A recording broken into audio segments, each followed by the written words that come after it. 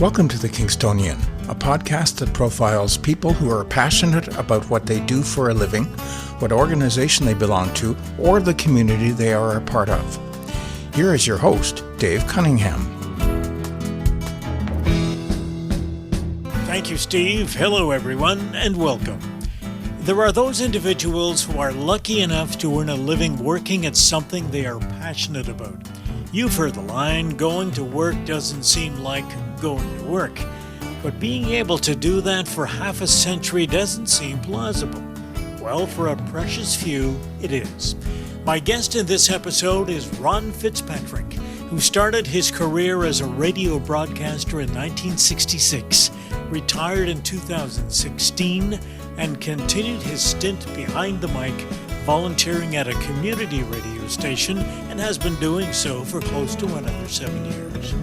Full disclosure, Ron and I worked together at CJAI Radio in Kingston for 9 years, and that was almost 50 years ago. A man with a passion for playing music, reading the weather, and keeping his listeners aware of what's going on in their community. Here is my conversation with Ron Fitzpatrick. Ron, welcome. Well, thank you very much, Dave. The last time you and I were at a radio station together was, should I say? Sure. 41 and a half years ago. I'm going to throw bigger numbers back at you at some point here. We should remind the listeners that this particular program is about radio. Now, it could be radio anywhere, but in this particular case, we're talking about radio that you and I were both involved in way back, like you said.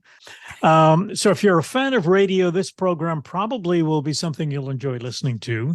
And we'll remind the listeners as well that we are recording this particular episode in early February 2023. But that's not the most important date. The most important date is when this one will be published, and it's being published at the beginning of March, which marks an anniversary for you. And Yes. What's that anniversary? Oh, boy. Time has flown. 57 years. 57 years in radio. Well, I'll congratulate you on that. Well, thank you very much. I started when I was 3. But but no, it's been a ride. I'll tell you, there's no question about that. It's been a lovely ride, and I was just thinking about it today. If I went back in time and said, "Would you do this all over again?" The answer would be yes. It's been a really good life. There's no question about it.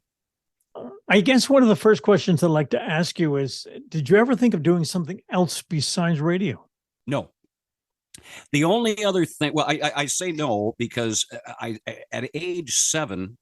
I don't know why around age 7 or 8, all of a sudden I started playing radio, with a little tin can presenting it was a microphone in my room. But that's when I started. And I don't know what got that fascination going. I don't know what it was, but I just started. And I was in my room and I was pretending I was on the air. And I had an old record player and eventually got a little tape recorder that operated by batteries where I could put my voice on and play commercials. And I would sit in there like I was really on the air. I mean, my mom and dad would come in and say, "Ron, it's time for supper." And I was like, "Could you just wait till I'm off the air before you?" And of course, I'm not going anywhere. I'm not going anywhere further than the room. Yeah. There's no transmitter. Did you ever have one of those little? It was a little portable transistor radio that was like a rocket ship or something. Oh yeah, I don't know if absolutely. Remember those? Oh yeah. and I would listen, and I would go to school, walk up to Port Weller Public School. I was born and raised just outside of St. Catharines, and I would walk up to school with the transistor radio, listening to WKBW in Buffalo, the Danny Neverest show. Then as soon as they had commercials on the air, I would switch the dial over to Chum. As soon as they had commercials, I'd switch it back to WKBW. So that's probably something that's never changed with people listening to radio who listen for the music, is they keep switching once the commercials come on, which defeats the whole purpose of radio. Now, 1966 was when you first started playing radio for real and getting paid for it. So that was in Galt. Yes, so that's been like a home base for you too. Yeah, really. And it's strangely enough, when I left Kingston and came back to Galt back in 1981, it was a different name, of course. But yeah, Galt was where I started, 1966. And I remember, I had been sort of hanging around the radio station in St. Catharines, CKTB, and CHVC in Niagara Falls, and CHAO in Welland. They were all kind of letting me sneak in the back door and just kind of learn. And it was nice that they did that. They didn't have to do that. Yeah. But, I'd go get the coffee. I'd do whatever, can I operate this record? Can I start the turntable? Whatever they wanted me to do. And so it was a lot of fun. And so, an announcer at CKTB in St. Catharines took an interest in me. I'm glad he did, because he told me how to put together audition tapes. And, okay. Why don't you put something out on a tape and send it to some radio stations?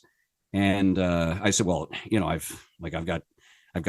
in grade 9. You know what I mean? Like, I haven't got a great voice. He says, well, there's other things besides education and a voice. There's lots of other things. So he sort of trained me and got me the names of some little radio stations, like in Cornwall and Tillsonburg and Simcoe and Galt and so on. And so I sent 10 tapes out. This was about 1965, not expecting any answers. I did get a very nice answer from CFTJ and Galt, saying, maybe we'll contact you someday. And well, that was about it. Then, of course, the other answers came back saying, we don't really have any openings. We need 5 years experience. I think that came from and that kind of thing. So anyway, but the one letter from Galt really kind of paid off eventually, because I went up to the station. I met the program director, and then one day, and I was in high school at the time. I think I was in grade 10 at this point. All of a sudden, my dad answered the phone. Okay, so Jack Etherton, the program director of CFTJ Galt, calls the house asking for me. Well, my dad says he's at school. He says, well, it's Jack Etherton calling from CFTJ and Galt, and we have an opening. And we would like to know if Ron would like to take it. And my dad paused for about 10 seconds and said, I'll have him there on the bus tomorrow afternoon at 2:00. I thought you were going to say your dad said an opening for what? Yeah, right. Did you tell him that you were applying? Yeah. Oh, he knew that I was I was sending tapes out, but I didn't expect the call, and I'm sure he just happened to take the call and accept the job for me. So I got home from school, and there was my suitcase sitting in the middle of the living room, and I said, "What's going on?" And he says, "Well, Jack Etherton called today, and there's an opening in Galt, and this is what you've always wanted to do. So tomorrow I'm going to take you to high school. We're going to sign you out, and I'm going to have you to the bus terminal by 2:00 in the afternoon, and away you go." And I was in a state of shock, but the next day, how it got started. Yeah, the next day I was in Galt at like 4 p.m, but Canada Coach Lines took me up there, and I got off the bus, and it was I didn't even know what was going on. I mean, I was still in a state of shock. Walked over to the radio station, and Jack Etherton, the program director, said, "We have a place for you to stay. All of our announcers stay in a nice rooming house. Really? She's a great lady. She'll pack you a lunch every day. It's only $10 a week." I didn't even know at that point how much I was making, but that was okay. Dad said, "Don't worry about it. They'll pay you enough. Okay, don't worry about it. It'll be enough to live on." This seems like we're going back further than 1966. No, this was 1966. Yeah. So what shift were you going to start on? It was a daytime radio station. Okay, so CFTJ was a daytime station. So that means to say sunrise, sunset. Yeah. So for instance, in the month of February, you sign on at 7:45. And you sign off at 4:45. Not many of those stations left anymore, but they were called daytimers.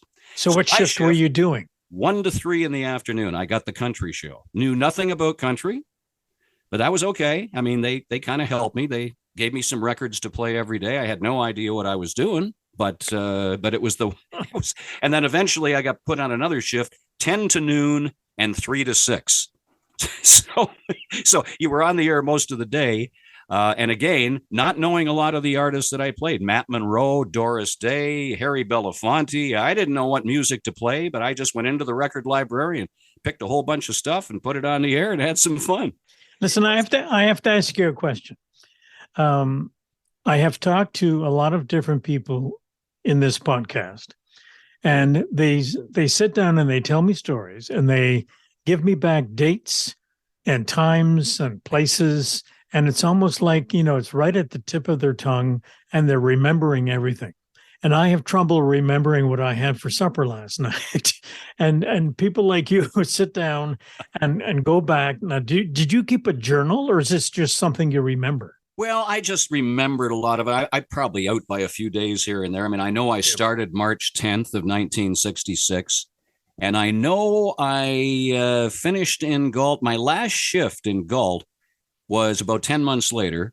It was December the 25th. So I worked on Christmas Day from 8 in the morning until 2 in the afternoon. A friend of mine invited me out for Christmas dinner to his farmhouse. He said, come on out and have a nice time with our family and everything. And the next day I was in Woodstock starting the Woodstock afternoon show. So it just happened to be Woodstock. Back then, an announcer would leave a station, and it was Doug Hobbs, one of my best friends that left the radio station, went to Woodstock. As soon as there was an opening, he called me and said, there's an opening. You want to apply here? I said, okay, sure. Well, send a tape. And so that's the way a lot of people got jobs back then. And so for those folks who may not be too familiar with the way this works, we've already alluded to it a couple of times. And when radio station people wanted to get a job, they would find some way to record a tape of them talking as if they were on a radio station, so that the people at the news station would get a sense as to what the person sounded like, to see if that person's voice fit into what they were doing at their station. Yeah. And of course, I would guess that now it's probably on a thumb drive. They would send a copy of the audition tape. But way back when, in 1966, you were actually sending a reel-to-reel tape, probably. A little reel-to-reel tape, which was not very big at all. You could stick it in a little envelope, and they would take it up, put it on the reel-to-reel player, and listen. And then you're right. They would decide, well, does he sound good? If he's not quite what we want now, can we sort of mold him into something that we want? And that's basically how a lot of people got jobs. It was connections you had at another radio station. Now, when you're sitting in Galt and your friend tells you that there's an opening in Woodstock, what is it that prompts you to think about moving from one station to the next? It was very simple.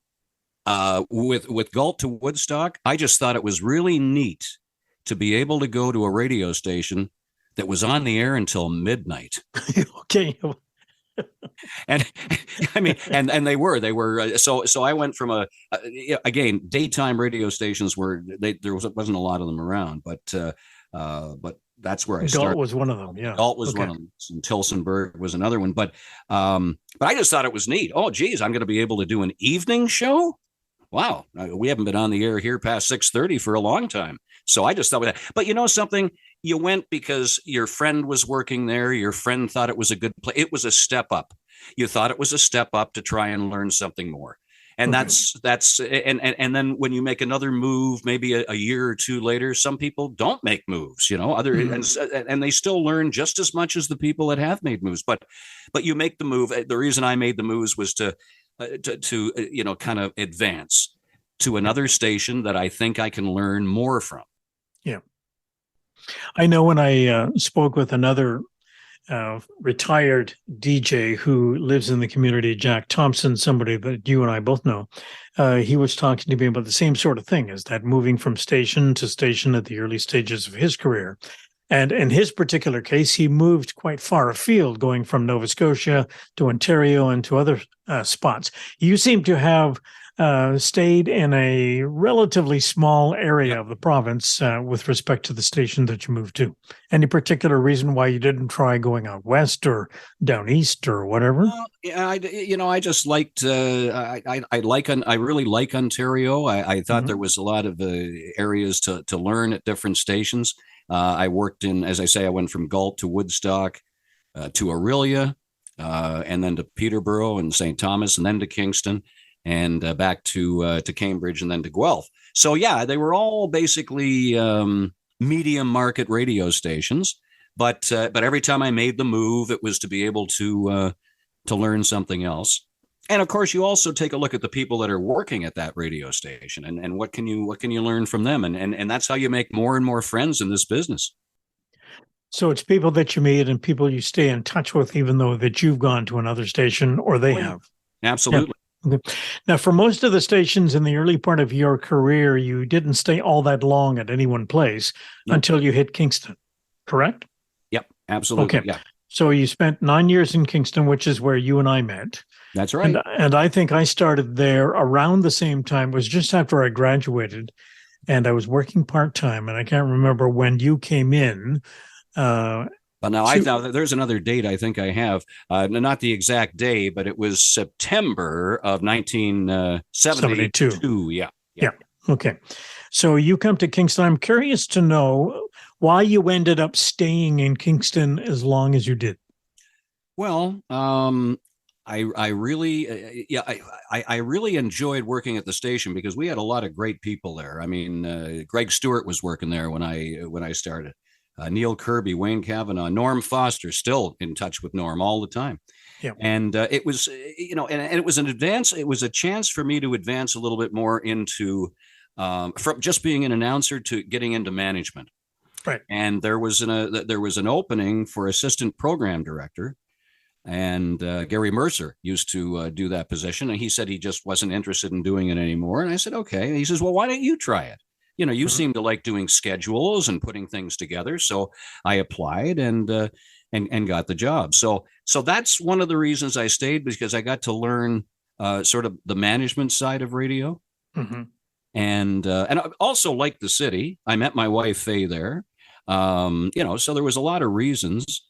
But yeah, that was the longest place I had stayed, since I had started in the business. What was it about Kingston that you liked outside the radio station? It's just a beautiful area. I remember times, and this is like back.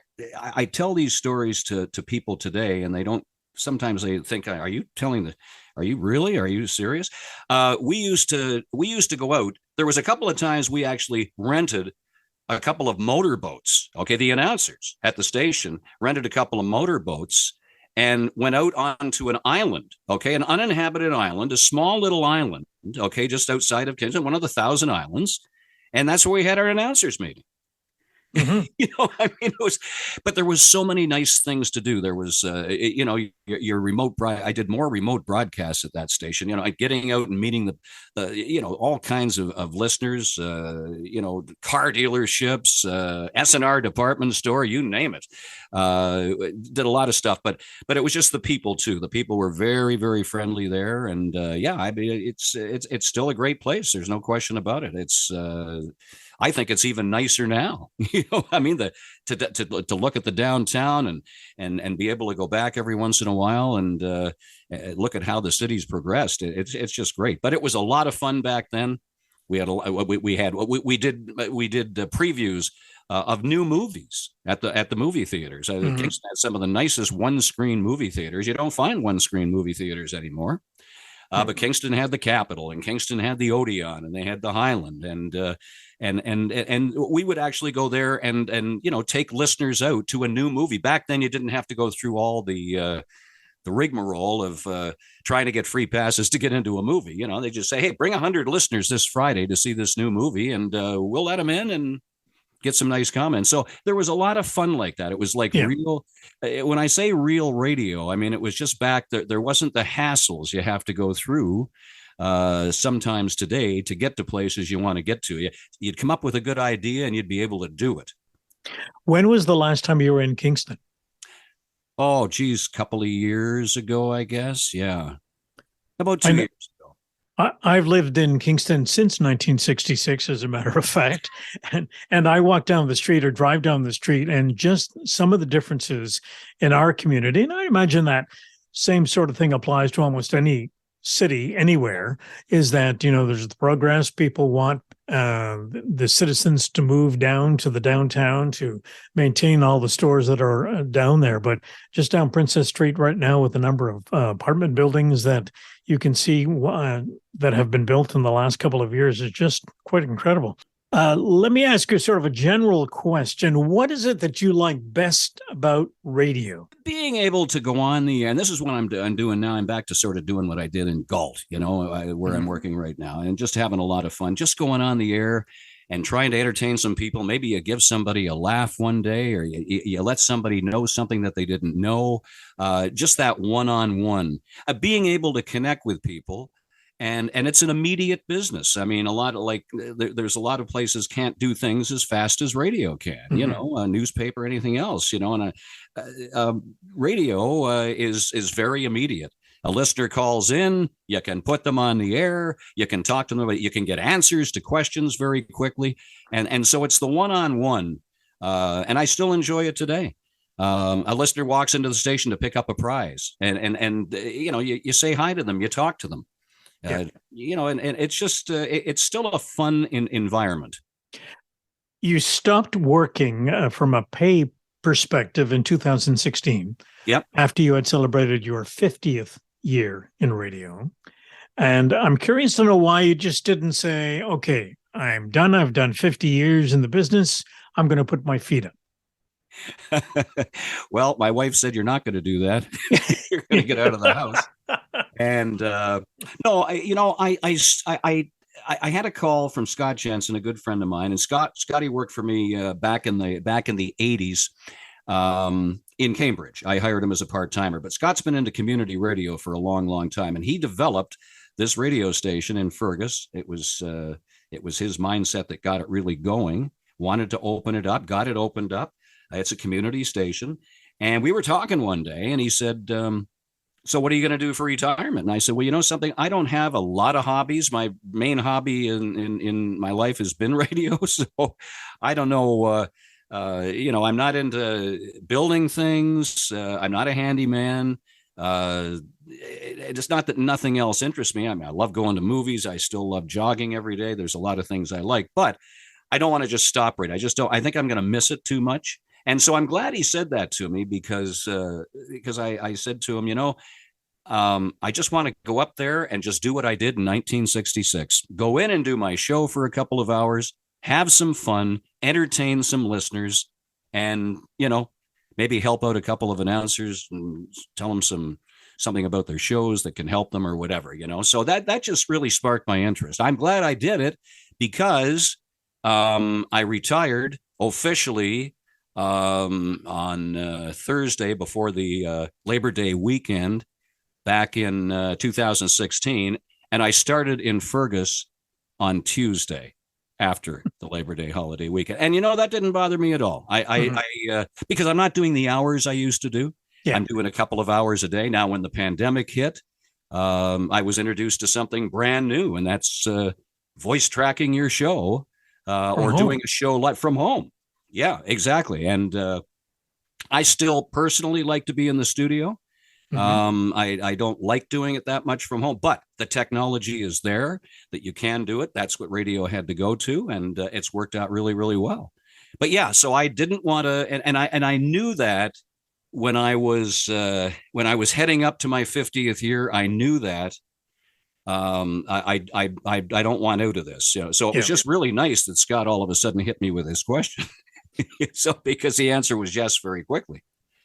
Now you've spent 57 years in radio, spinning discs, and I'm curious to know what kind of music you typically enjoy listening to yourself. Okay. Well, spinning discs, literally, it was records when I started. Now everything's on a computer. But I like all kinds of music. I mean, I still listen to the Lovin' Spoonful. I still listen to the Beatles. I love oldies. That's what I do, most. I mean, I'm still playing Elton John today. I mean, I was playing Elton John way back in Kingston and still playing him today on the Grand at 101 in Fergus. So, but yeah, so there's all different kinds of music. I mean, we're playing artists like Taylor Swift, Harry Styles, Post Malone, Rihanna, Beyonce. A lot of these groups, I mean, when I was leaving Guelph, my last job before I went up to Fergus, I didn't even know who these people, I mean, I'd heard of them, but I had no idea who they were. But that's the music of the station in Ferguson. The station does very, very well. Yeah. So but when I was in, basically when I was in Guelph, my last job, it was oldies. It was CJAI was an oldies station, and performed very well in the market. Did very localized radio station, and so that's what I was doing. So oldies, but music in general, I like a lot of it. I didn't think at my age now I would even like a Pink song. And I wouldn't even know who Pink is. You know what I mean? But something, I do. A lot of this music does not turn me off. It's you don't like every song, but then I didn't like every song when it was oldies either. Yeah, exactly. In terms of concerts, anything strike you as something you really enjoyed attending over the years? Well, I haven't been to a concert for a while. Well, yeah, we were at a concert actually in Buffalo a couple of years ago, an oldies concert with Three Dog Night and everything. Yeah, and that was an oldies. Yeah, it was an oldies concert. Three Dog Night was there, and I remember going when I first came back to this area. We were going to see Roy Orbison. And so and could I go to not an Elton John, Taylor Swift concert and enjoy? I probably could. It's a different mindset for me. A lot of people my age don't like that type of music, but yeah, I wasn't a huge concert goer, but the ones I've gone to have generally been sort of the 70s and 60s, 70s, 80s groups, and there's still a lot of them around. And they're still touring, and it's probably that group that tours more than some of the others. Yeah, I know. There's money to be made. That's for sure. Let's talk about the changes in broadcasting. You've been, like you say, you started off spinning actual discs, and we're talking, I don't think you spun 78s. Or did you? No, not 78. 45s and 33 and yeah. 30s. So when I first started in Galt, there was these huge turntables, and there was this little switch below it. And if you clunked it to the right, it was 33. And if you clunked it to the left, it was 45. So yeah, it was an old turntable system. So started there. And then, of course, by the time got to Woodstock and Aurelia, which would have been 67, 68, then we had advanced to cartridge. And that's when I met you, of course. We were playing carts. Which are like 8-track tapes. Like an 8-track tape. Yeah. And, how many times did you go to the back of the control room and you'd get all your carts ready? Maybe you had 30 commercials that hour, and you get all your carts ready and you'd line them all up, and then you'd try and flip them over and they'd fall all over the place. You wanted to try and keep a nice level of carts and just take one from the top and put it into so went to carts, and then it went to mini discs. And now, of course, we're digital. And, can you do stuff a heck of a lot faster? Sure you can. I can find a song very quickly now and insert it into a show in a matter of seconds. How much planning for your show do you do now, or is it planned for you? No. Where I am now, we have basically 3 times an hour where we can talk. And that's what I like about the Gram, because you're able to be yourself. You're not being run by a machine. And so basically, I can talk about whatever I want. If I want to talk about a new movie coming out, if I want to talk about an artist, a concert, or whatever. But we keep it very local also. That's the station is as successful as it is because it's very local. So we talk about a lot of local things. The Elora Singers got nominated for a big award, a Juno Award yesterday. So, of course, we were all over that story. So, yeah. So they leave it up to you that, you've been in the business a long time. You should know what you're doing. So do the show and entertain people. Now, the equipment that you get to use now as compared with the equipment that you used to use back in 1966 or even 1972, big differences in the way radio stations operate these days. Oh, absolutely. Now, we're sort of a stand-up operation, like a lot of radio stations are. So your board, your control panel is sort of up to your waist now. So it's built for a stand-up show, which I like because I think it gives you a little bit more energy. When you and I were working together, it was all sit-down operation, but a lot of stations now are a stand-up operation, and everything's basically right in front of you. It's in a computer, and everything comes up. You can see what's coming up next hour. You can see what was on the air, what's coming up. It's amazing, the technology, and because the technology just from broadcasting from home is quite amazing too, because it doesn't sound any different from home as it does from sitting in the studio. I have to tell you a story, Ron, about you and I working together back in the 70s, I guess it would be. And you talked about having to stand up to do your show now. Well, back in those days, as you said, we sat down. We sat down in chairs with wheels on them, so it would make it easier for you to go from one end of the control system to the other end of the control system. And the studio that you used to work in at one particular point had a big window that faced the main hallway coming in from the building. This is on Queen Street I'm talking about. Yep. One day you're doing your show and you're talking on the phone to a listener and you're rocking in the chair. I don't know if you remember this story. Yes, I do. And the wheels went out from under you and you disappeared from the window. So I remember. I did go into the control room to make sure you were okay, and you were, but it was just, you just disappeared from view. And I thought that was quite hilarious at the time. Well, it's you're listening to the music as these habits you get. You know what I mean? Yeah. You're bouncing back and forth in a chair, and you get into these. Sometimes people think they're nervous habits, and that was one. I can remember that day very well. Yeah. The other question about changes that have been wrought in the industry, and this applies to almost any industry you want to think about. And that's the fact that ownership has been consolidated with a lot of big players. Mm-hmm. And so local ownership is not as common as it once was. No. And now your situation right now with the Grand is that it's locally owned there. But some of the other stations you worked at were part of big chains. And I'm wondering, as an old radio guy from the 60s, how you dealt with the business of a lot of control being undertaken by people who might be in Toronto or Montreal or wherever they were. Well, I mean, it was, as I say, I'll talk about the Grand first, and it's nice to, be at a place where you do have control and you can walk into businesses and they have you on the air and you feel really a part of the community. But and back in the 70s and 80s, the conglomerates got more and more and more. As much as I didn't agree with everything they did, I managed to make it through. a lot of people said. One person actually said on my 50th anniversary, "You were lucky to make it through without ever being out of work." And my wife still says to me today, whenever you're having a bad day, just remember you went 50 years, you've gone 57 years, and you've never had anybody say, "Sorry, but there's the door." Yeah. And I've been very lucky that way. So I've kind of rolled with the punches. You don't agree with everything people say, but you try to. And in a lot of companies, they did take the time to listen.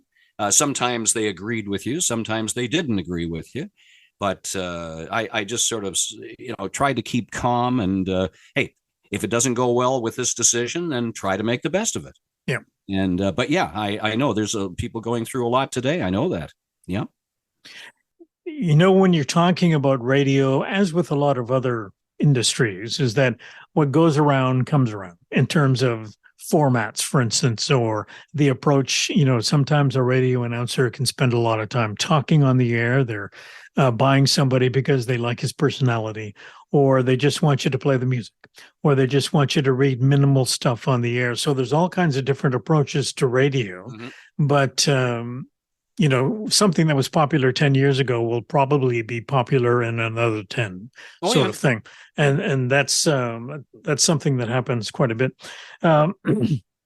Question. One of the things that I remember you doing when you were here is that you spent a lot of time, I don't know how much time, but you did spend some time traveling around visiting other radio stations. Is that something that you still do? Well, yeah, not as much. I mean, I'm not doing it as much as I did back then. I just found it fascinating to go to different stations. We used to go to Watertown, New York. We go to Syracuse, go to Ottawa, and just meet some people and talk to them because you've listened to them, for a long period of time. And it was kind of interesting.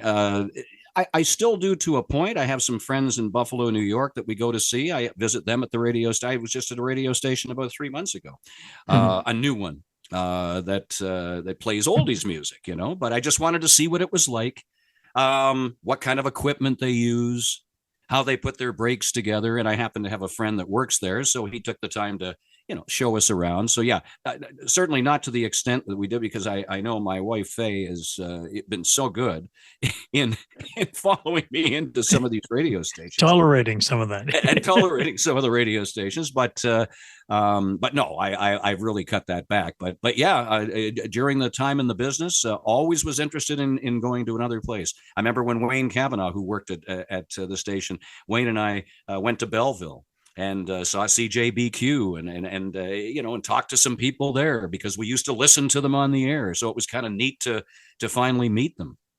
Now, I have a memory, and I'm pretty sure it was probably you, but I can remember you and I, and maybe there were other people involved, going down, and I think it was Watertown. And there was a small radio station where we walked in the front door, and as I recall it, the owner of the station was cooking up lunch in the lobby. He had a big pot on the stove, and I don't know what he was making. Does that sound familiar? Yeah, WATN in Watertown, New York. And the guy's name was Harry Ryder. He was a great guy. He owned the station.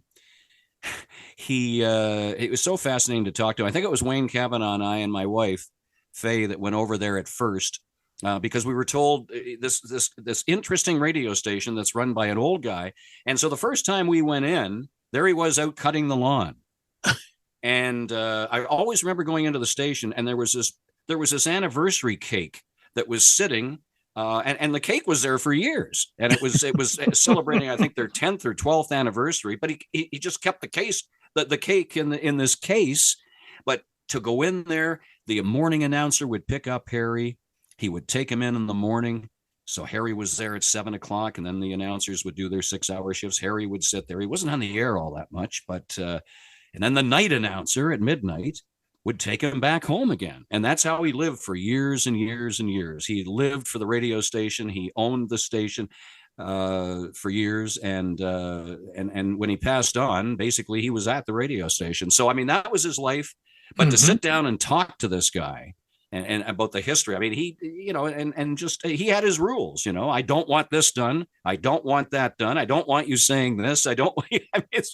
He was quite the character. Yeah, but I remember going to that station many times, and it's still there, and I believe it's still in the same building. Now it's operating a lot. Well, it's been taken over by a conglomerate now, but Harry was certainly an interesting person to talk to. I mean, we went over there many Sunday afternoons, and boy, oh boy, he would entertain us. And the stories weren't made up. They weren't made up. Yeah, he lived them. He really did. He was a pioneer.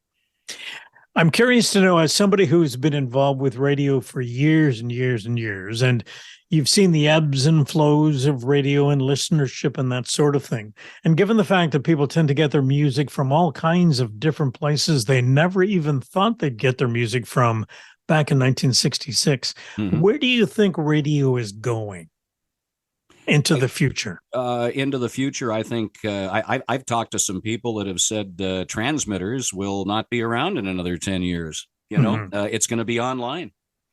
Exclusively. Yeah, exactly. There are ratings companies now. Okay, that I mean, when you and I were working together, there was BBM. That was about it, and they would send out ballots, and people would fill in their ballots, and you would count for so many hundred listeners, whatever. Well, there are ratings companies now that are out there that are not doing that. They're making calls into the market to see how many people are listening and what you think of the radio station. They do that. But where they're getting most of their information from is streaming. So they hook up to your streaming. And some of these companies will give you daily ratings, literally.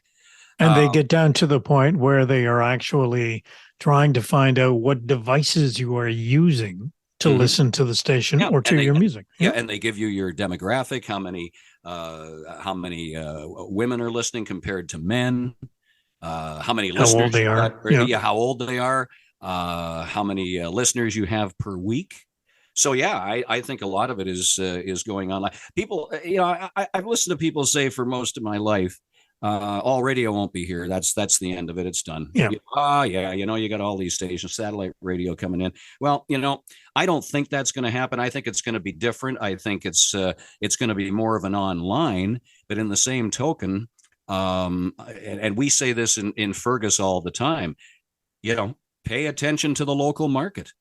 You are the friend of the local person listening. They want to know what's going on in Fergus. Don't just roll music. Talk about what's going on in Fergus and let them know what's happening, and they will trust you after a while. And they will. Exactly.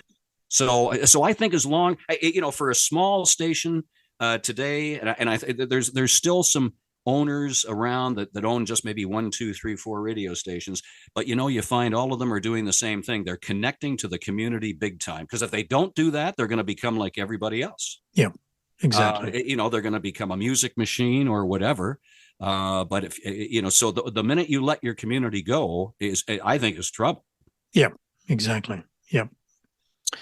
Well, listen, but I've enjoyed our conversation today. It's good getting back in touch with you, and I wish you all the best going forward, and keep on broadcasting, buddy. Yeah, well, thank you very much. I remember we nicknamed you back in Which nickname is that? Well, that was back in the mid 70s. I nicknamed you Diamond Dave Cunningham. That's right. And and because I would come in at 6 o'clock in the morning, and you were just off, on the all night show. And I would say, thanks to Diamond Dave for the all night show. Here we are till noon.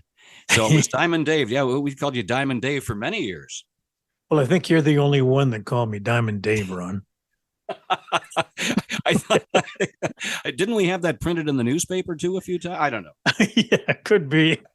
But it's something else I've forgotten. All right, we all forget. We're getting older. We all forget, Oh, I know. All right, bud. Thanks very much for taking the time. All right. Thank you, Dave. My guest in this episode was Ron Fitzpatrick, a radio broadcaster celebrating 57 years doing what he loves. Ron spoke with me from his home in Waterloo, Ontario. The theme music for the podcast is Stasis Oasis, written and performed by Kingston musician Tim Aylesworth. If you have any questions, comments, or suggestions about any of the episodes, please send a note to thekingstonianpodcast@gmail.com. For details on upcoming guests, follow us on Facebook. The Kingstonian Podcast is hosted by Dave Cunningham and produced in Kingston, Ontario, Canada.